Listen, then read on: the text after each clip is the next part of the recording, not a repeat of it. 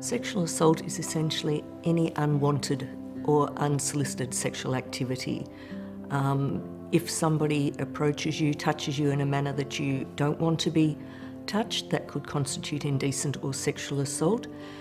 Any, say, coercion towards sexual activity, whether that be physical, financial, emotional, again means you're not giving free consent or permission for the activity to occur, so that could also be sexual assault. When a sexual assault occurs, you have a number of options, which could be you choose to do nothing. It could be that you choose to go and see your usual healthcare provider and get support through them. You could choose to go to the police. If you chose to go down the path of having police involvement and forensic specimen collection, they could help facilitate that and possibly support you through that, but would always offer linkages and referrals to counselling and psychological support, which is crisis management, but also in an ongoing manner to help support you through whatever path you choose.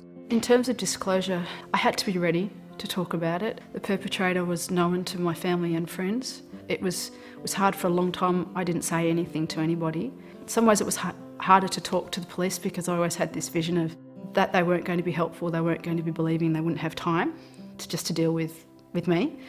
But they were really good. Initially, as I went to the local police station, they were helpful. They gave me the number for the police soccer unit, and that is the police that deal with sexual assault. They had a lot of experience and understanding. I rang the soccer unit. I spoke to a lovely lady. I could make the statement and nothing could go further if that's what I wanted. They gave me ample opportunity to decide what I wanted to do with my statement. The process of reporting a sexual assault to police is that you would make contact with the police, whether that's by yourself turning up to a police station or through a phone call.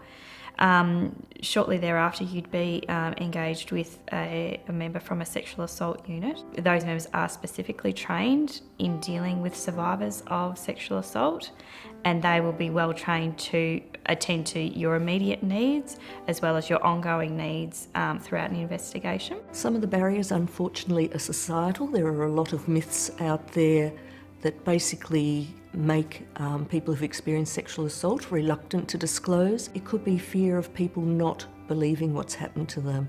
And I guess in some ways one of the most common things is that sexual assault occurs by an unknown person. More often than not is someone that you know and is close to you.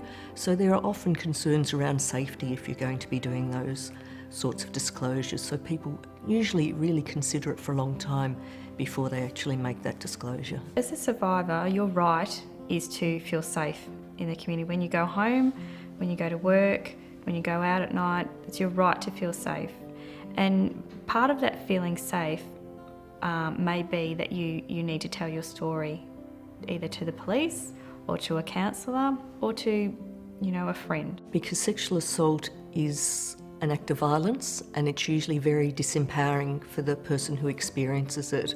So for them, I feel it's important as a healing part for them to be given back control and to drive what happens for them from here on in.